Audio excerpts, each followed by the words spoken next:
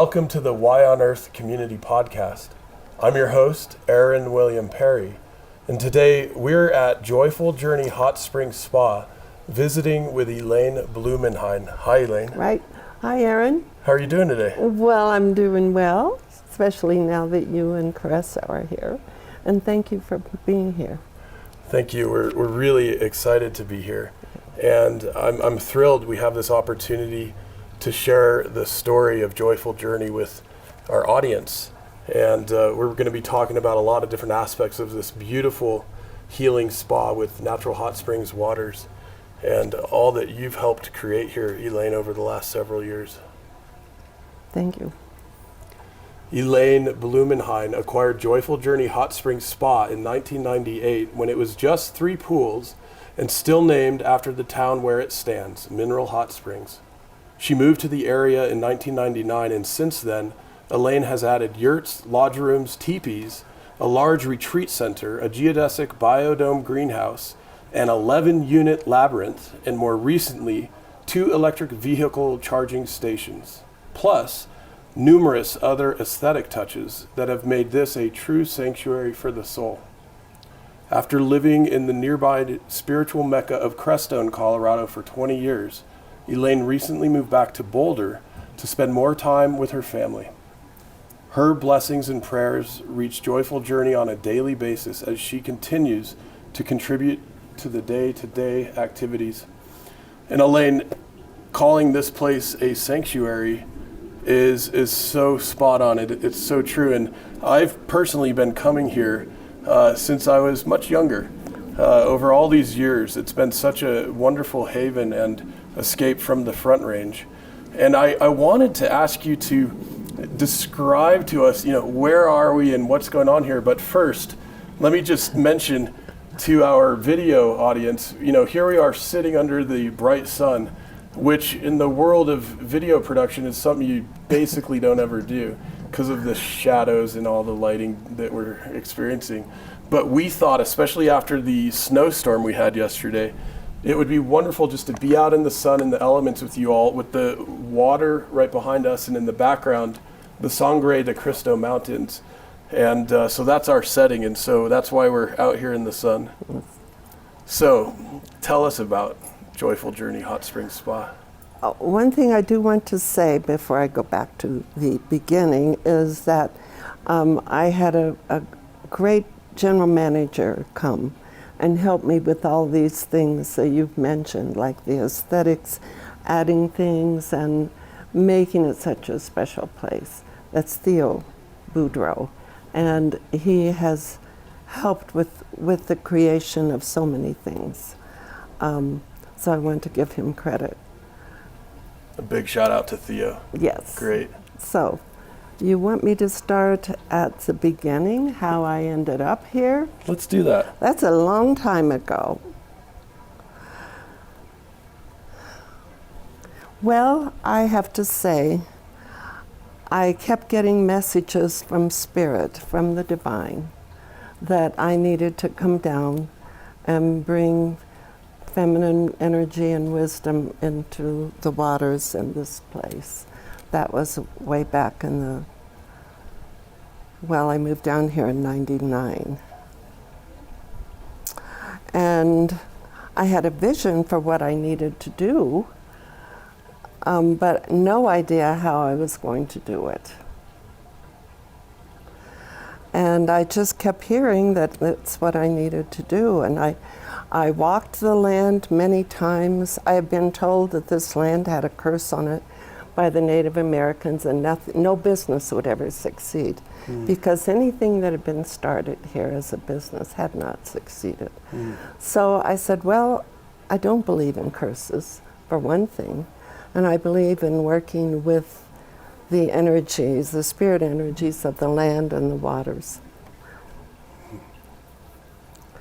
So I kept walking the land and trying to communicate with the ancients that were here and explaining that whatever I did would be for the benefit and the healing of others and make the water available for the healing qualities that it had.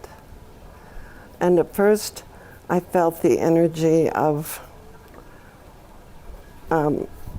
this kind of energy. Okay, let's see what you want to do. Let's see if you're able to do it.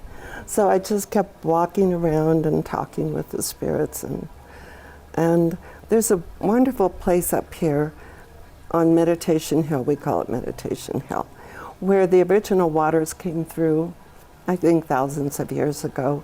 And there's a natural circle of travertine stone. So I would go up there to meditate. And one day after I meditated, I felt the energies of the ancients that were dancing around me. Like I had been accepted. And of course it wasn't all easy. I had no idea. I want to say this, not to brag, but to let people know it's never too late. I started this whole project when I was 60, after both my kids went to college, and a lot of things happened in my life to where I was guided to do this. And I had never done development. I have a degree in nursing from back in the dark ages. But I had to listen to the Spirit. And I want people to know that if you listen, you will be given assistance. And it's not that they only talk to you at certain times, it's that we only listen at certain times, you know. But when I walked the land, I could understand more of what I needed to do. And I learned a lot. And I knew, first of all, I listened to what people wanted. And they said, well, we love the healing waters, but we need overnight lodging so we can really take the waters for healing. So I thought, well, the quickest and most economical thing would be to put the yurts up. Yeah. And so we got the yurts in, and then at the same time, I had to have a bathhouse for the yurts, so then I put that in because this wasn't open 24 hours. And so I started with that, and people really loved them, and after a few years, they said, well, we kind of would like to have a private bathroom, and so we don't have to go out in the middle of the night. So, and I said, okay, well, I had to start on a hotel. Then I had friends who were doing yoga and doing conferences and healing work, and they wanted to come here to do events. Yes. And so they kept coming and saying, when are you going to get this done so we can come down and do our retreat here? And it took me many years to plan it, and many years to really pull it together. And finally, we opened the lodge and the event center in 2008. Here's another thing that I was helped with. 2007, I got a $1 million loan. A woman in the north part of the San Luis Valley. The banks in Salida wouldn't even help me because they knew it wasn't going to succeed. I checked with the bank in Alamosa, and it did. So I just wanted to put that out. Who would have thought? And then the next year, of course, 2008 was a big depression, and the banks went down, all this happened. So I knew then that I was guided to do this, and that we had a few years of struggle, but I've had so much help along the way. So, you know, when you decide to do something, you receive what you need. Yeah, this reminds me of this beautiful quote by Patanjali about the magic and the energy that conspires with us when we say yes to that intuitive impulse we're receiving. Maybe if I think of it, I'll include that quote in the show notes, see if I can pull that together. But, you know, one of the things I'm really curious to ask you about, Elaine, is I would say a lot of our audience has a deep spiritual practice and faith orientation. not all. And I'm very interested to hear more about this awakening and opening up in your journey, to be able to listen while meditating on this land in this sacred area. Is that something you've been doing your whole life? Is it something No. that emerged over time? I don't think I really started my spiritual journey until I was in my 40s. I mean, I had awakenings from time to time, and I learned through many different teachers. You know, in the 70s and 80s in Boulder, there were many events and teachers and how to evolve, you know, all of that going on. Yeah. I have had a teacher named Jonah through much of my adult life, and I also have read the books by Eckhart Tolle. Yeah. He's been, his books were like a Bible at my bedside for many years. So I've learned from many and tried to listen as much as I could. And this is where I am. Sometimes I think, how in the world did I ever think I could do this? But it's happened. Yeah. It's happened. Now we do need to do a little, because Theo's done such a good job of helping me manage that. We now need more pools, we need more lodging, but it will never be like a huge resort. That's not what we're here for. Sure. I did it, I thought I was doing it to benefit the healing of others. Yes. And I became healed in the process. Yes. You know, you never think that's going to happen. And we're never totally there, but there's always something more to learn and grow about. But my whole mission statement has been to allow the healing waters and the therapies we have to uplift the spirits and open the hearts of all who come. So beautiful. That they might remember who they are, where they came from, and what they came to do. I don't really publish that part. Okay. But that's kind of in the background, because we all are here for a purpose. And sometimes we forget that. And I think just being exposed to the healing waters, the mountains, the landscape, it just feels like sacred land, and it puts you into, only if you want to, you can go as deep as you want or not. Yes. Just come for a relaxing visit. Yeah. And that's it.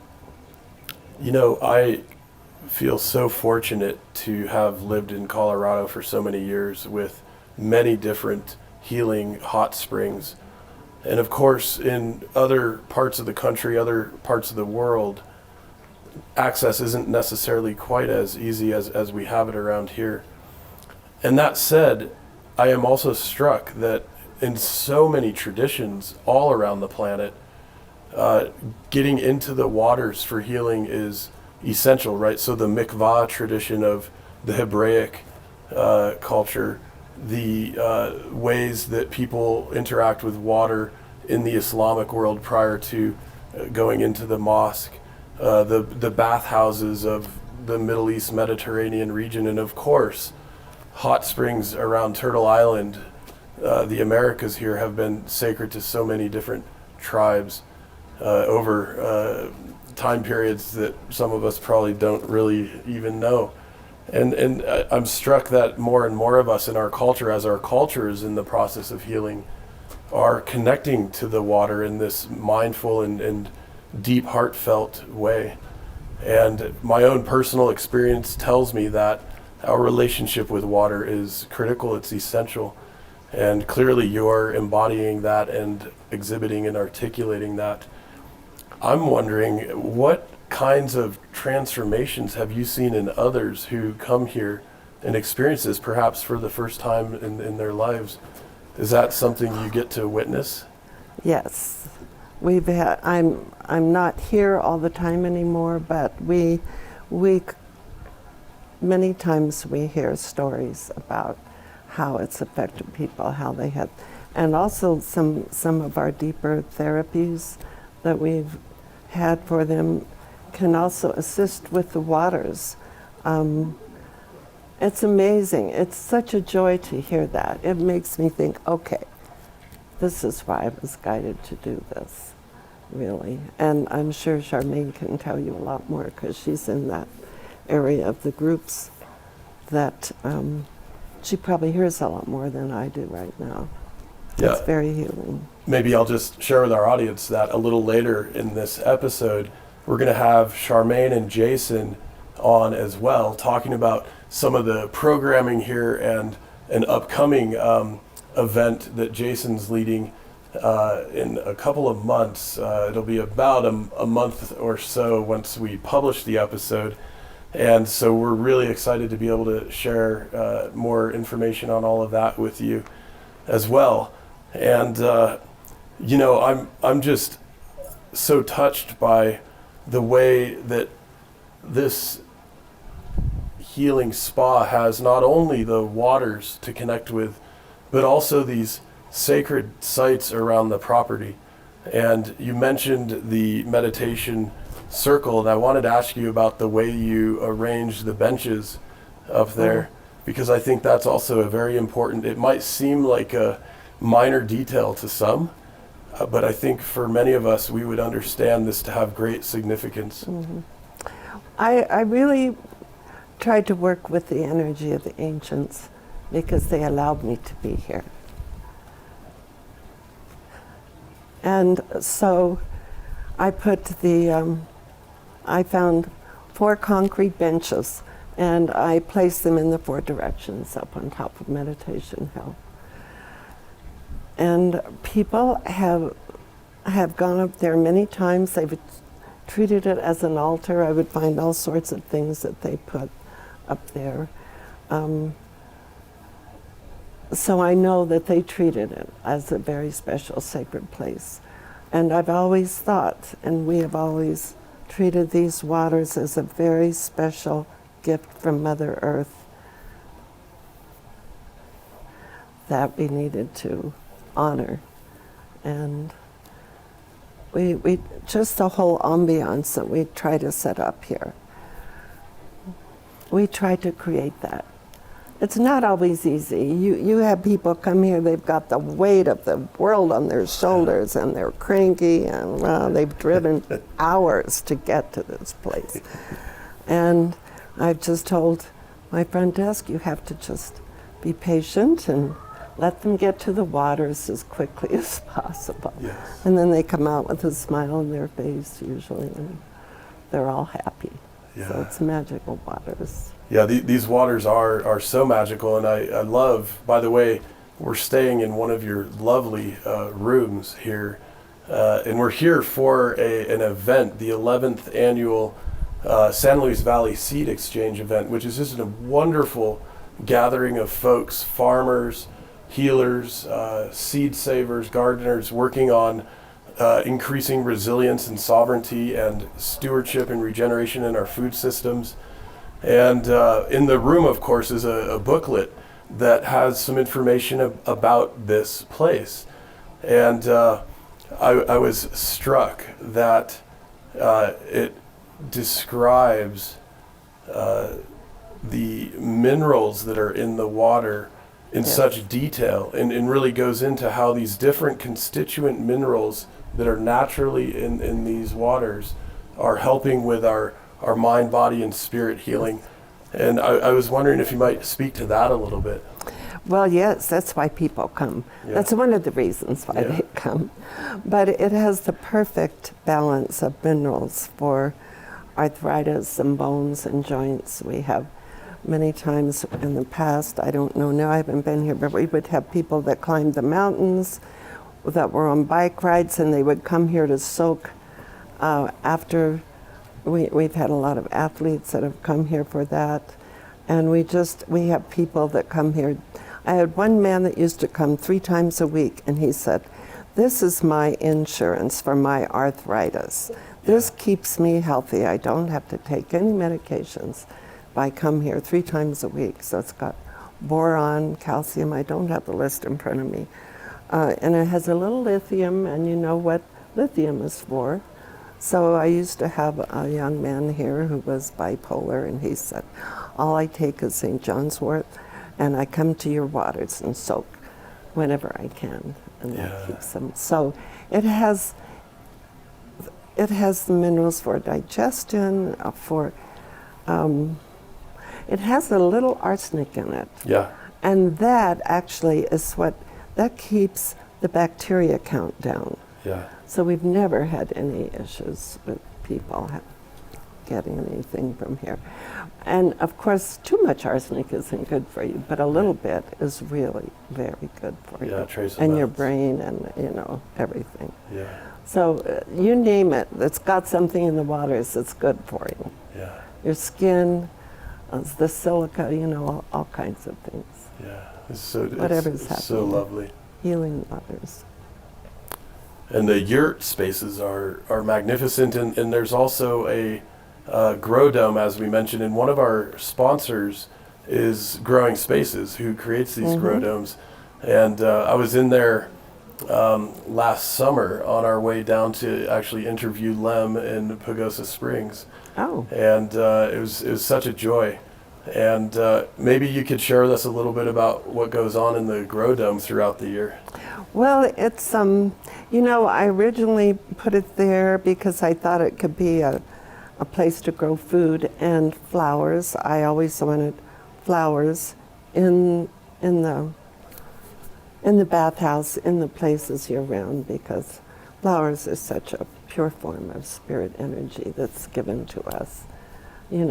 How can you not feel wonderful and uplifted when you really look at a perfect flower? Yeah. So, and I decided to design the beds in the greenhouse in the shape of a medicine wheel. Because of the connection to the ancients, and also because it seemed to be the most logical, because by making those pathways you could reach across all of them to do the work. Now, it's been hard to find people to be consistent with what I really needed to do with the greenhouse. Yes, right now it's in very good shape, but people come and go in the valley. And so you can get it looking really good for a few years, and then boom, they're gone, and then, okay, who's gonna take care of the greenhouse now? That's kind of the way it goes. But I wanted to have it to grow food and flowers and herbs, and it has amazing, what's that? Anyway, herb gardens in there. So, and the little nasturtiums you can just pick and put it in your mouth. Oh, I love nasturtiums. Oh, those are so great. So, it's always a work in progress. Yeah, of course. Well, and we mentioned earlier that behind us are the Sangre de Cristo mountains, and of course we're here in the San Luis Valley, which I understand is the largest subalpine valley in the world. The elevation here is 7,700. 7,700 feet. According to the topo. Yeah. And what's it like? What's this valley like in terms of its history and significance in these Sangre de Cristo mountains behind us? What does this place bring to mind for you? Well, I'm not sure. With the ancients, it was a very different place. Probably a lot of buffalo, a lot of tall grasses, and I think most all the indigenous tribes that were within, I don't know how close, they probably journeyed through the valley and partook in the hot springs. And there are several hot springs kind of on this journey through clear down to Ojo Caliente. And, that's outside of the Taos area. Yes, so clear from, I don't know where in Colorado, but clear down into New Mexico. Yes. And a lot of people do the hot springs loop or the hot springs journey, and they stop along the way. which I won't name all of them. No, we don't have to name all of them, but it is wonderful. I mean, there really are so many wonderful Right. hot springs throughout this region. Yeah, but I enjoy. don't think it was a place that was settled that much. We don't find a lot of traces of where they actually lived here. Yeah. There have been very few artifacts found on this land. When they did do some excavating at one point, they found a mammoth bone. A mammoth bone, wow. Yeah, Oh my and gosh. so I have that at one point. I'll bring it down here. I just don't want to lose it. You know, I have Yeah. to make sure it's well taken care of Yeah. when I do. But I think they probably came here for healing and then went on and camped out other places. Yeah. But it is said that this was a valley of peace, a bloodless valley. Yeah. So even though, at least until the Spaniards came here, but even though there were a lot of tribes that came here, I think they laid down their weapons because they felt the harmony and the healing waters, and Yeah. it wasn't a place for war. Yeah. Yeah, I've heard that said about this area and a few other areas in the Rocky Mountains with the healing hot spring water, that even if tribes were warring, they in those locations would be only in peace together. It's amazing. If only we could do that again. Well, maybe we can. Maybe we can. Well, I want to remind our audience that this is the Y on Earth Community Podcast. I'm your host, Aaron William Perry, and today we're visiting with Elaine Blumenhein, who is the owner-proprietor of Joyful Journey Hot Springs Spa. And you can get to Joyful Journey's website. It's joyfuljourneyhotsprings.com. On Facebook, it's Joyful Journey Hot Springs. On Instagram, the same. And of course, we'll put all these links in the show notes. And I'd like to give a very special thanks to our sponsors who make this podcast series possible. This, of course, includes Joyful Journeys Hot Springs Spa. You're one of our most recent sponsors to join the Y on Earth community in our work, and it's really appreciated. Elaine, thank you for that. Well, we appreciate you being here. And our sponsors also include Earth Coast Productions, the Lidge Family Foundation, Alpine Botanicals, Purium, Earth Hero, Liquid Trainer, Vera Herbals, Growing Spaces, Soil Works, Earth Water Press, Dr. Bronner's, 1% for the Planet, and Waylay Waters. Now here's the thing about Waylay Waters. Some of you I know already are aware of this. These are handmade, Colorado-grown, hemp-infused aromatherapy soaking salts that we make as a social enterprise. The proceeds support all the work we're doing at the Y on Earth community. So if any of you are interested in learning more about Waylay Waters, this is something we recommend to folks when perhaps we're not at the hot springs. And I usually try to get a hot spring soak in every month or two. So when I'm at home, I do the Waylay Waters in my bathtub to keep the health and wellness going at a good level in between these hot spring soaks. Of course, a huge shout out to our stewardship circle and also to all of our monthly supporters. And if you haven't yet joined our monthly giving program and you would like to, you can go to yonearth.org/support or simply click on the donate button at yonearth.org and set up your monthly giving for any level that works well for you. If you'd like to give at the $33 or greater level per month, we will send you shipments each month of Waylay Water soaking salts as a thank you and to help you boost your health and wellness practice. So a huge shout out to all of our supporters, and again, thanks to you for joining our family of supporters recently. And Elaine, of course, we're going to be visiting with Charmaine Boudreaux and Jason Denham soon, toward the tail end of this podcast, to talk about, as I mentioned, some exciting upcoming events and some of the programming that is ongoing here at Joyful Journey. Before we switch over and sign off, I just want to make sure to ask you, Elaine, is there anything else you'd like to share with us about this place and about your journey and about how you've helped to create and steward what's now available to us here? I think we've covered a lot of it. Just come and visit us. Come and visit us and do a, see for yourself. Do a group here. Come. Well, I would like to thank you for following guidance and creating this healing sanctuary, which I know is touching hundreds and hundreds, thousands of people each year. And I think it's one of the beautiful and in some ways simple treasures that we have here in the Rocky Mountain region to help us with our health and wellness. And so huge, kudos to you for following that guidance.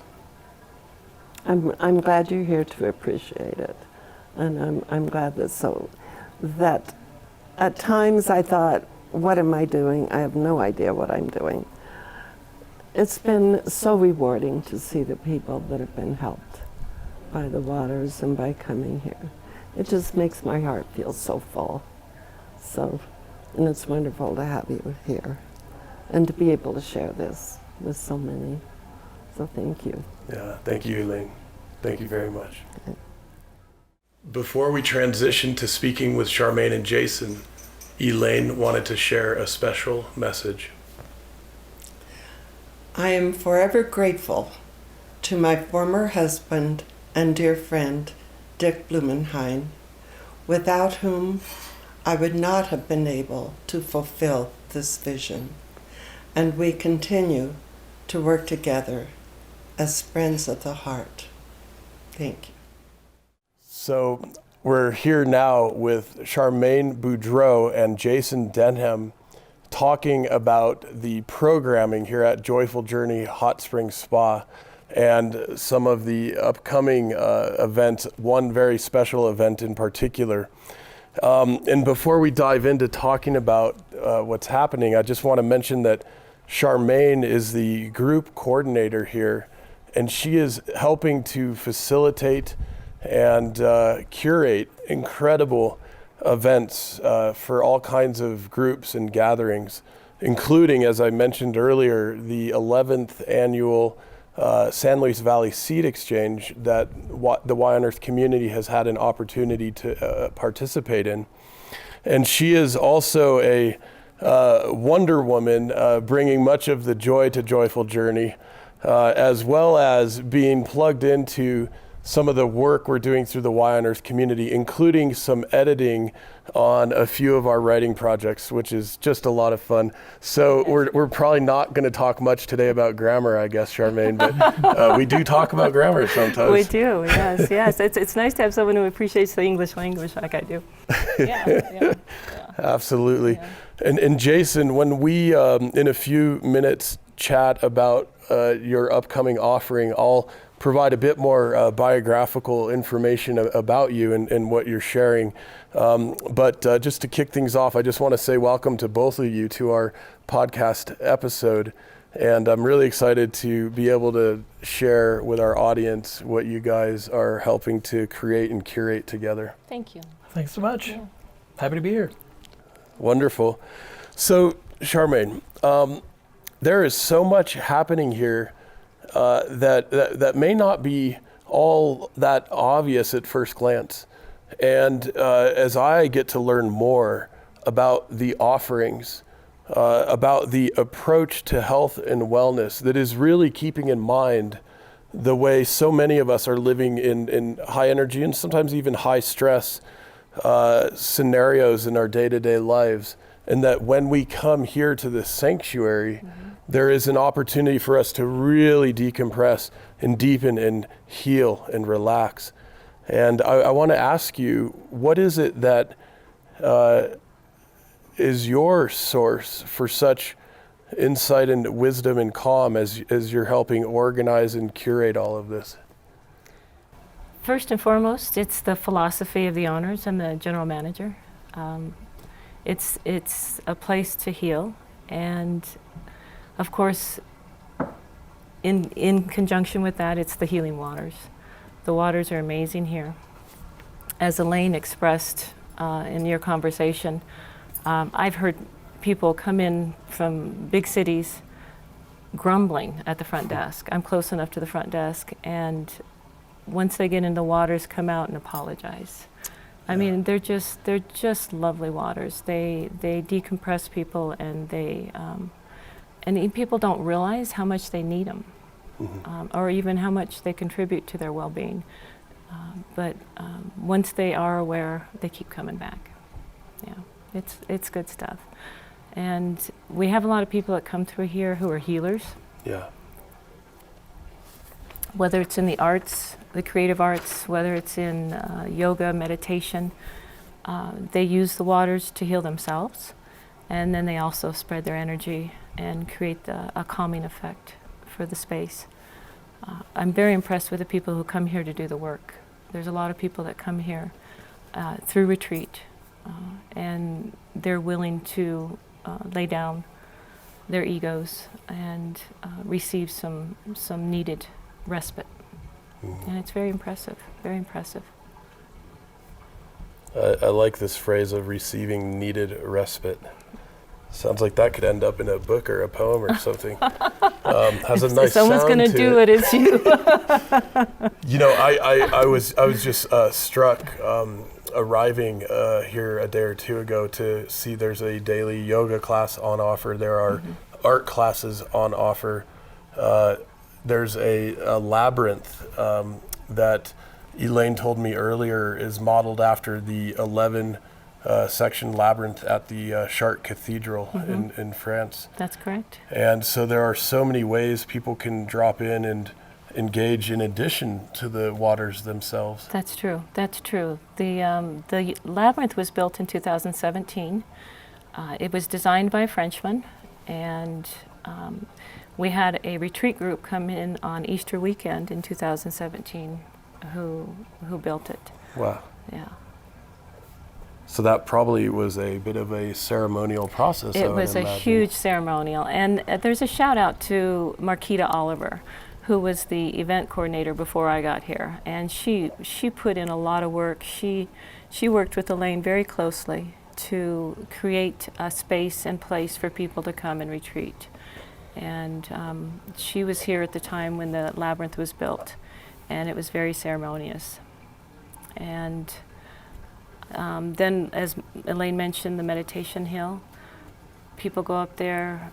I've gone up there in search of an answer, or at least in search of a piece of peace, and absolutely return with what was needed. Yeah. Ask and you shall receive. Yeah, it happens quite frequently here. And I've also noted so much synchronicity taking place here.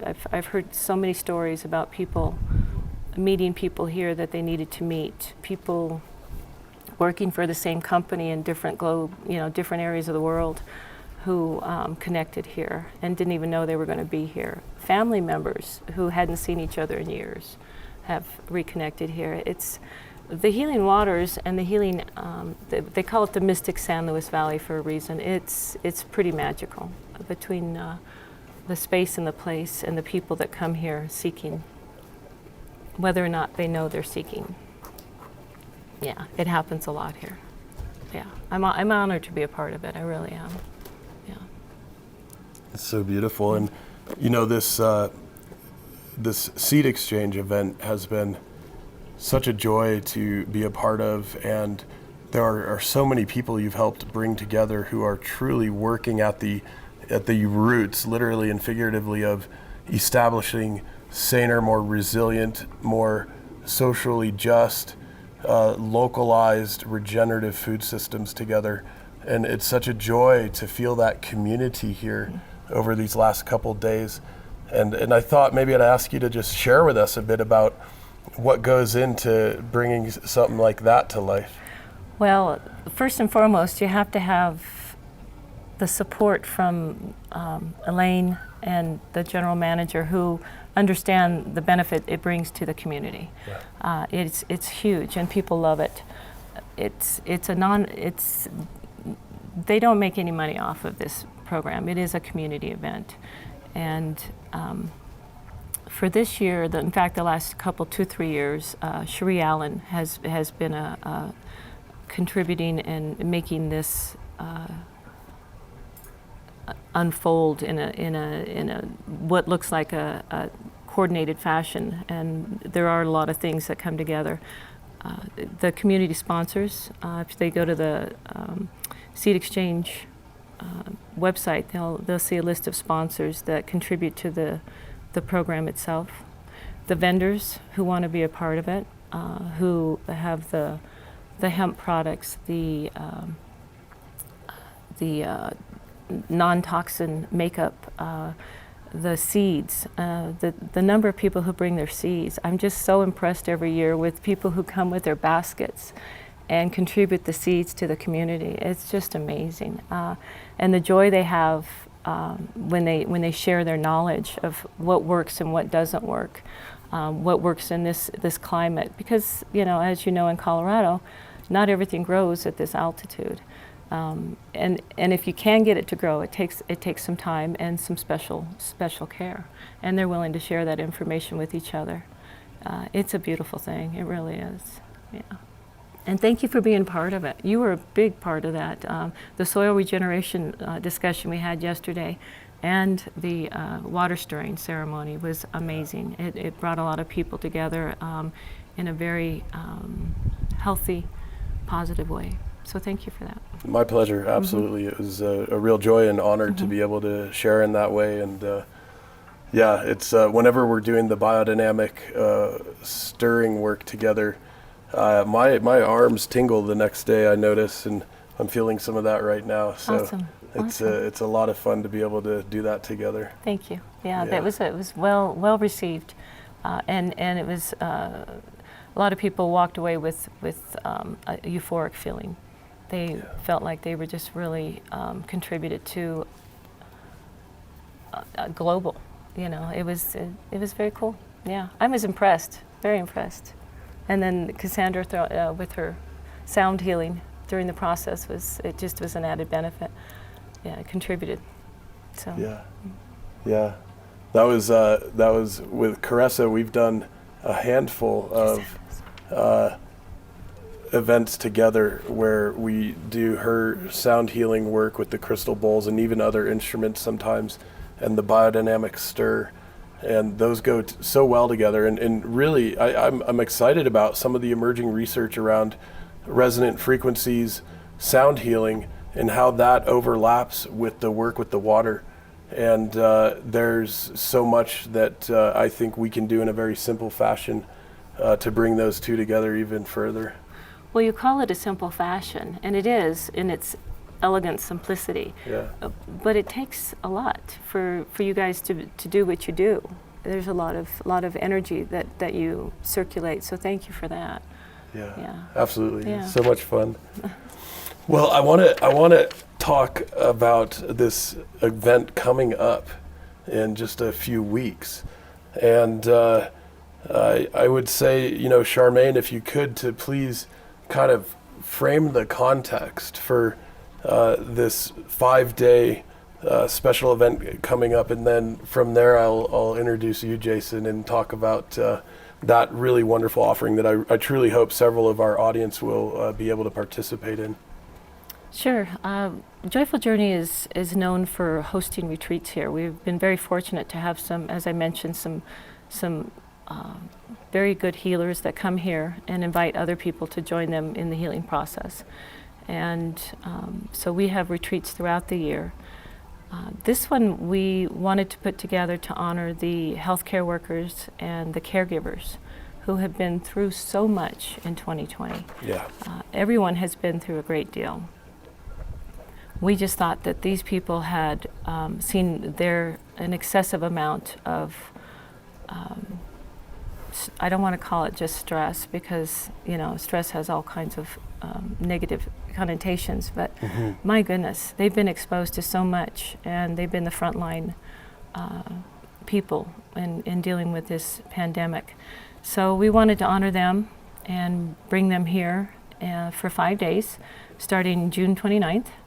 And we have several people who are including Jason is going to lead them. He's got a really great background in addiction and as far as stress, and tell me one other word that describes yoga and meditation. Yoga and Yoga and meditation, meditation, yeah. definitely. But as far as counseling people through addiction and through trauma, that's the word, trauma. Yeah.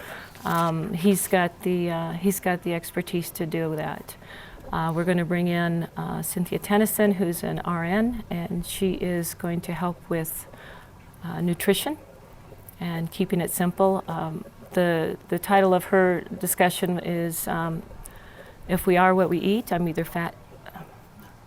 What is it? I'm either fast, cheap, or easy. Yeah. So, Okay. and then we've also got a local here, Marcella Friel, who's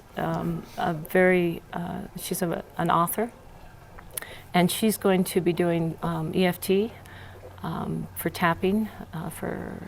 So we want to give them tools that they can take with them. First of all, we want to bring them here, help them relax, enjoy each other's good company, enjoy a spa treatment, and enjoy the hot healing waters. And then enjoy some workshops that are going to help them take some tools with them back, so that when they go back to their families and to their workplace, they're going to have tools with them that they can access easily. Yeah, so this is, I think, more of a holistic approach and offering for many of these frontline healthcare workers, right? That Absolutely. What an amazing thing to be able to bring forth in the community, because Lord knows those folks deserve and need this kind of support, but also this is probably going to help them bring some new ideas and modalities into their professional work going forward.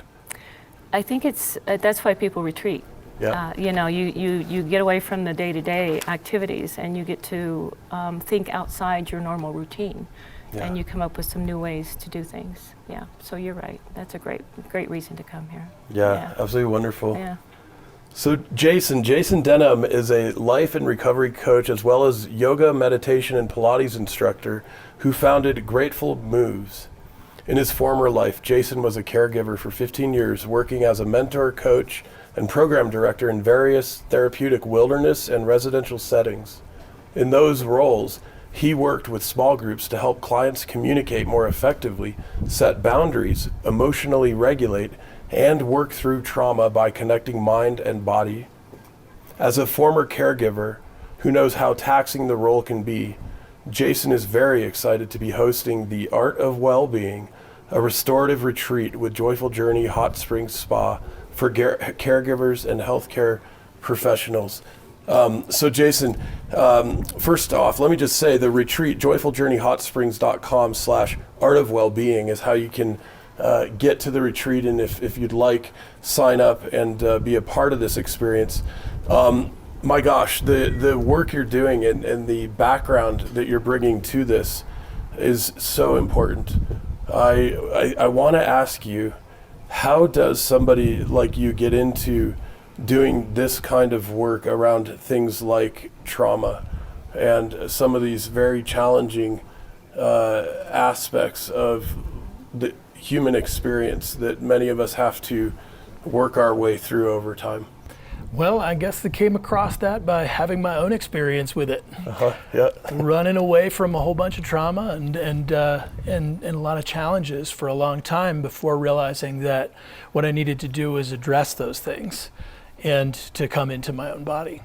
It's wild that I'm getting to hear these stories of listening to the energies that are out there and what draws us, and when you ask for what you need, how you can get it. And it was just, as we were sitting here kind of going over that journey, and so I'm in recovery myself, and for a long time during my caregiving days, that was one of the tools in which that I used was alcohol to get on top of the things that I was experiencing, some of the secondary trauma that can come from working with violent individuals or people who are in a lot of pain. And I'm here to tell you, it doesn't really work. Right. So when I was ready, I was able to turn to meditation, and then later I would find yoga to take care of some of these ailments that were following me around, and some of it of which was compounded by the things that I was doing. And what I realize is that our society is set up to kind of be in this pressure cooker, always working to achieve and to be more and to give more. And we have these little buzzwords like self-care, but how often are we actually given the tools and given the space to actually explore them, that self-care and those tools? Yeah. So I loved sitting through the talk that you had yesterday and talking about the word sanctuary, and I was like, oh man, how come I'm not using that word more? And here we are. Yes. So coming out here was actually something I asked for. So don't let it just be if you're in this area asking for things, but anywhere in the world, ask for what it is that you need. What I ended up asking for was a yurt and a wood stove. I really wanted one of those. All right. And my partner's uncle hit us up on a family yoga session that we'd started because of COVID. And he goes, I have a yurt with a stove in it. Do you guys want to come visit? And that's how we ended up out here in the valley. Oh my goodness, that's amazing. I love this. And at a brunch, I met Elaine and Theo and came out here and met Charmaine, and this place is filled with heart and healing. So more words like healing, like respite, like restoration are being thrown around all the time with such intention, with such well-meaning. And I found myself headed back to the city feeling really sad about it. And thought that while I was in the city, I was going to be able to find tons of people to work with, reaching out to hospitals, reaching out to folks that were under a lot of stress and strain from having to turn their lives upside down during these times. But that wasn't where it was. It was out here. And I realized that I was a seeker, and I'm speaking to other seekers. So it seems as though the valley pulled me out here and asked me to nestle in. And then with the support of Joyful Journey Hot Spring Spa, I found more connection and purpose so that I could bring all of these things that I'd been studying in order to heal myself so that I could help others to start that healing process and that journey. So now we have a sanctuary and a place where we can explore that connection through mind and body and movement. Then of course, with that movement, we're prepping ourselves for stillness. And in this day and age, that's something hard to come by with all the screens, with all the distraction, with all of the noise and the chatter. We don't even really quite know what to believe anymore. And I think that coming out to a place like this where we're able to sit here together and look into each other's eyes, that's where we can find some truth and some real meaning. And I'm so glad that we're able to do a retreat that's this length, because it is true, it's so hard to unwind once you come out here. The novelty of the space and the open is one thing, but when it actually settles in and it starts to really take a meaning, the depth of that is like an unraveling. The body starts to loosen up. The waters help us to do that. The movement and the connection with other human beings brings us back to a place that can be pretty intense. And I think that even just being around the staff members here who are also considered healers is a place where you can be safe in doing so. When that unraveling happens, then there's this awakening. And that's what I'm hoping to help people to come to find. So with a sanctuary, allow yourself to have that space so that you can unravel. And we can talk about things like boundaries, and we can talk about things like self-stewardship, not just for the land, but for the self, so that when you return, you might be able to help the people that you're working with. You might be able to change things so that we're all able to help more of these humans that are running around frantic right now.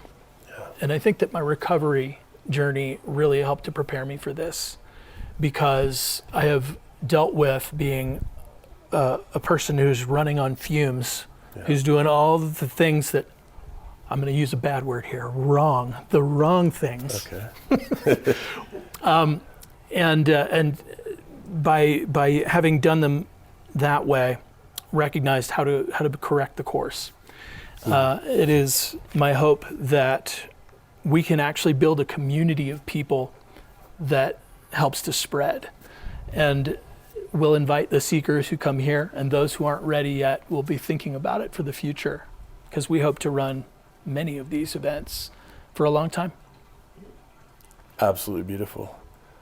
You know, on a couple of previous episodes, we've had the opportunity to explore addiction and trauma and recovery. And I've shared previously that I actually quit drinking alcohol a little over 3 years ago. And, you know, in my family, like many families, there's, yes, a good bit of trauma, yes, a good bit of substance abuse. And I'll tell you what, the experience of waking up morning after morning with just smooth, steady energy, clear mind, and no weird emotional clouds overhanging is one of the very best gifts we can give ourselves, in my experience. Absolutely. And there are days I wake up and I say, God dang, we are going to get a lot of good done today. And, you know, for me, I actually had a conversation with the divine a few months before I quit for good. And the message I heard was, you can either drink or you can write books, but you can't do both, so you get to choose. And I thought about that for a few days. I said, you know, I've been drinking for a while. I really want to write some books.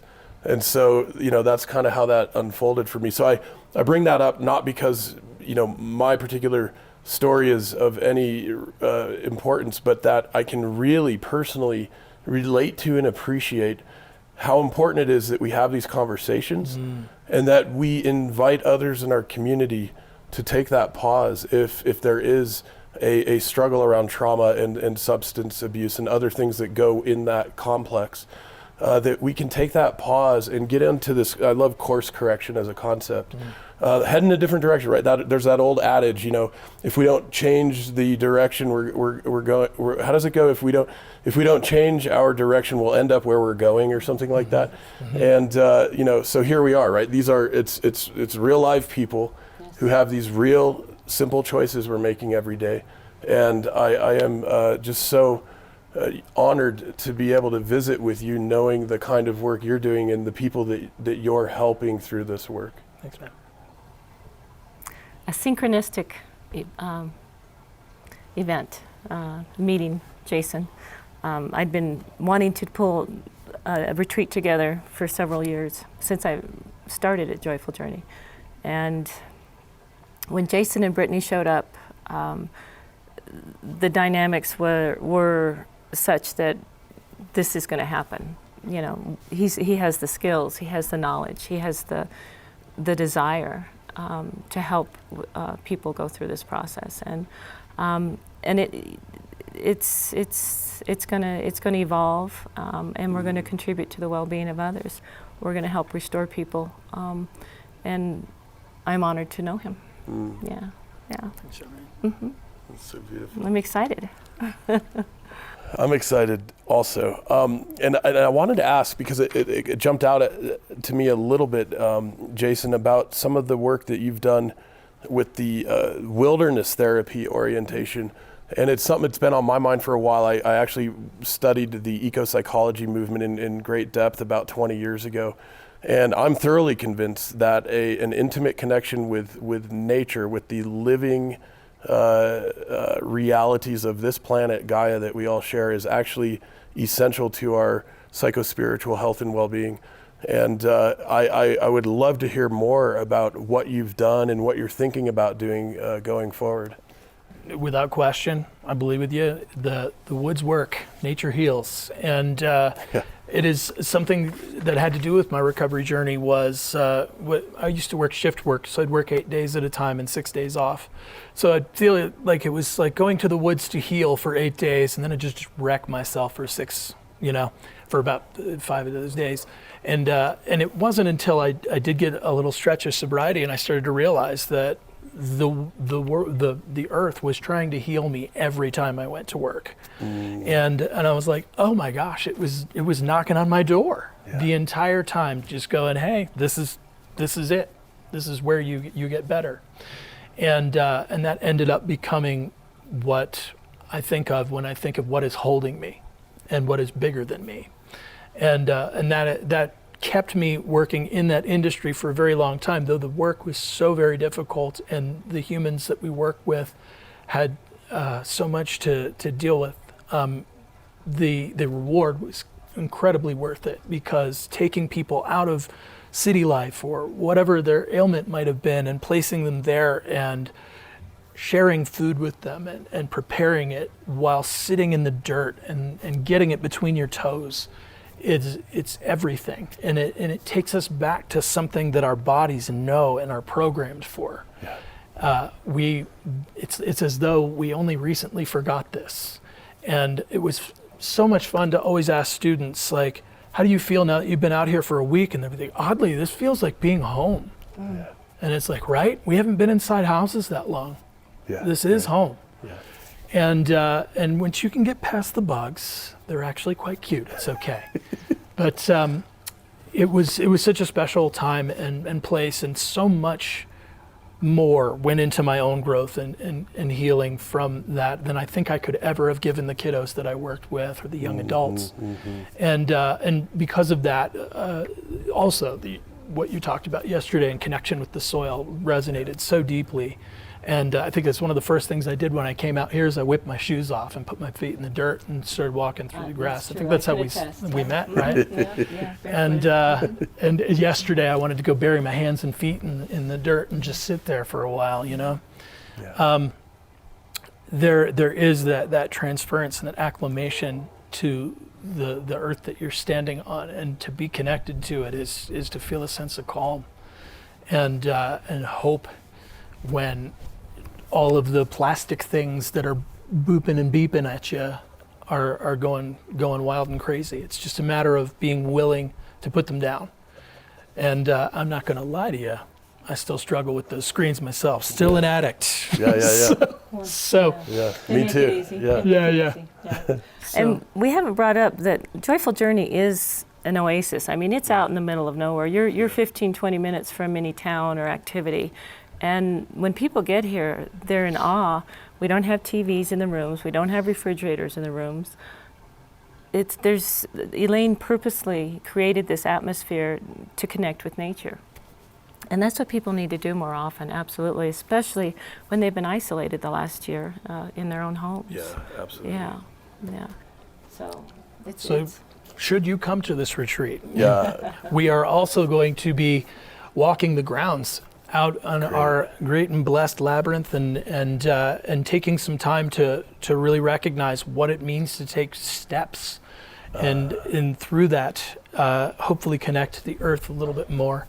We're also planning on taking a little trip out to the dunes and to be out in the sand and to be in the breeze, and maybe we'll even sit down there for a little while for meditation and do some silent retreat type walks and then talk about what that means for us. And hopefully the folks will find a kind of a kinship with people from all over.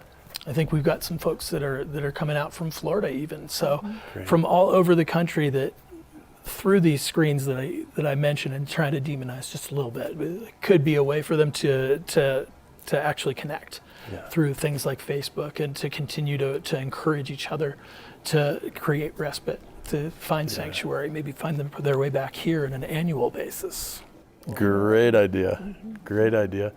So the sand dunes, this is the Great Sand Dunes National Monument, which is not too many miles away from where we are sitting currently. And one of the things I love mentioning about the sand dunes is that this is one of the locations the original Star Wars movies were shot for, the planet Tatooine. And I realized, thinking about the Star Wars scenes, right, because like the Ewok, the Endor moon, a lot of that was shot on the Pacific coast around the redwoods. The snow planet of Hoth, a lot of that was shot up in Scandinavia. So believe it or not, Star Wars is actually sort of this natural history of our planet around the time of the 1970s and 1980s. And so some of that was shot right down here. You could picture C-3PO and R2-D2 cruising through the sand. Absolutely. I cannot believe I didn't know that. I didn't either. I feel so much more rich today.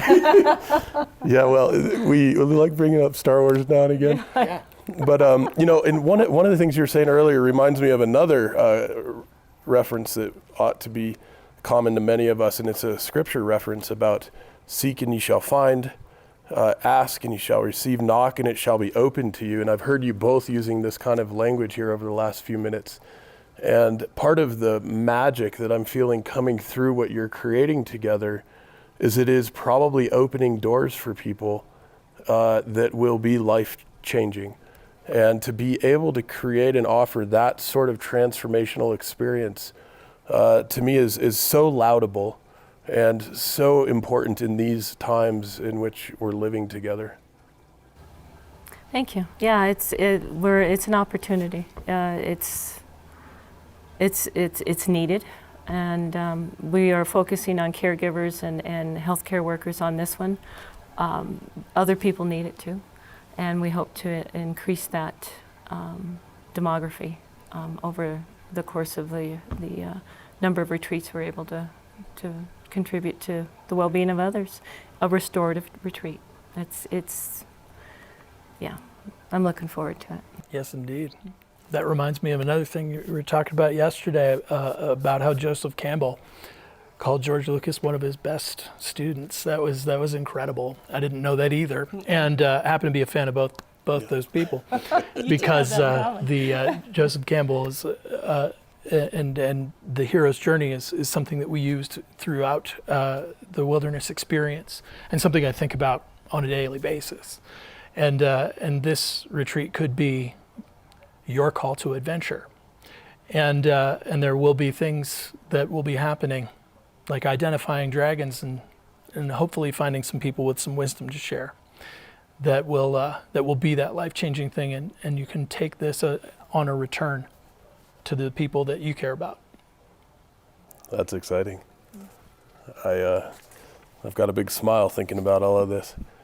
I want to be sure that we mention there is a special call to action for our audience. And of course, if you're a healthcare worker, if you're in that field, please check out the upcoming event. This is joyfuljourneyhotsprings.com, Art of Wellbeing, where you'll find the information. And for others maybe who aren't in this line of work but would like to support what's happening, there is a call to action to help support folks who maybe can't afford the full freight of the event. And Charmaine, if you would, I wanted to ask you to speak to that a bit in more detail. Yes, thank you. We've already received a couple of letters, a handful of letters from people who are in desire of attending this retreat for one reason or another, who are not able to afford the full cost. And I believe there are lots of people out there who are interested in helping our healthcare workers who have shown so much strength and fortitude and perseverance this past year, and our caregivers who have taken care of our loved ones when we couldn't be there for them.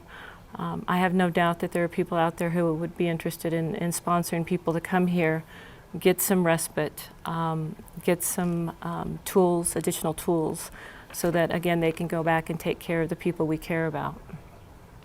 On the website, the Art of Wellbeing, there is a link that you can click on, or you can contact me directly, and at Joyful Journey Hot Springs Spa, and we can talk about how to sponsor someone to attend the event.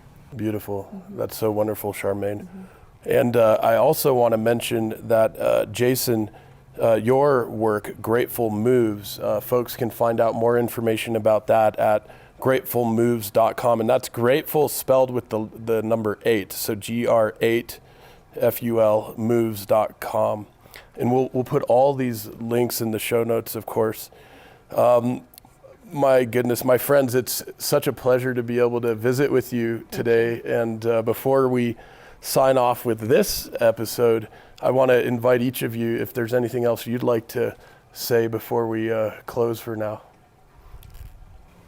think we've wrapped it up well. Yeah, Yeah. I'm good with what we've expressed. I'm just expressing gratitude. Thank you for being here.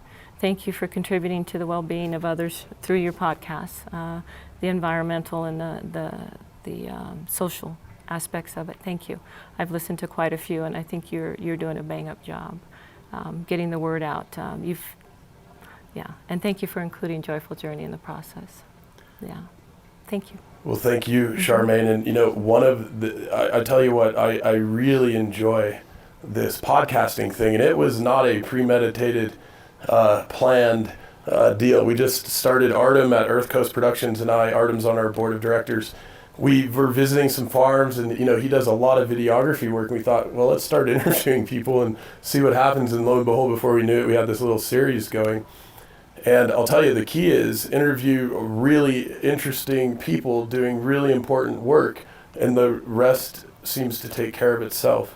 And so it's a real joy and an honor and a privilege to be able to do that work that we're doing. And I wanted to mention for sure that, Jason, you shared with me, you're also a podcaster and have a podcast resource out there for folks too. If you wouldn't mind just sharing those details, that would be great. Yeah, I actually also started a podcast that wasn't really a super planned out thing over the pandemic, called Recovery for All, because I am also involved with another organization called Namaste Sober that has this nice little beautiful phrase that I am also running with, and that is everybody's recovering from something.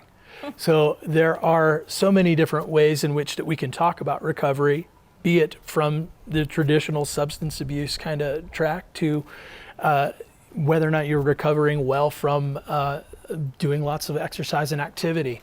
Because for those of us who maybe do quit those substances, sometimes we overdo it with movement. And it can be good to heal in other ways. So all are welcome, and it is open for exploration. And how do we find those online? You can also find that through the website. Okay, and, through Grateful Moves. Correct, Okay. through Grateful Moves. And I'm also on Spotify, and I believe I'm through to Apple as well now for podcasts. Yeah. There will be a link that is also to the registration for this retreat through my website as well. So if you happen to be looking into what I'm all about first, you don't have far to go. Excellent. Lots of different trailheads for us to get going on these things. Love it. Beautiful. Well, thanks to both of you, Jason and Charmaine. It's a joy visiting with you. You're welcome. Thank you for being here. Thanks.